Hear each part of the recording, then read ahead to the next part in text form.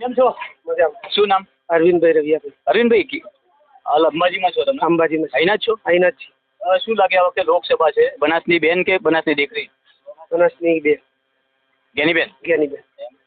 કયા કામ?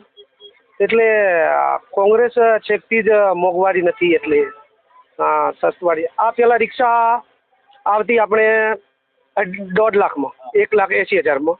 હવે આ રિક્ષાની કિંમત અમે લેવા જઈએ તો 5.5 લાખ. પણ એ તો સમય બદલાયો છે ને. જાણે હું બદલાયું. સમય બદલાય એટલે મોંઘવારી વધે ને. કેમ? કોઈ કારણ તો હશે ને. કારણ તો જેમ જેમ દિવસો જાય, હા, આપણે એક દિવસનું બાળક હોય માણસ એ તો તમારું મંતવ્ય છે કોંગ્રેસ. અમારે છેકથી દાતા તાલુકામાં કોંગ્રેસ જ આવે છે. તમને આ તો જિલ્લાની ચૂંટણી. હા, જિલ્લામાં પેલા જ્ઞાનીબેન આવેલી.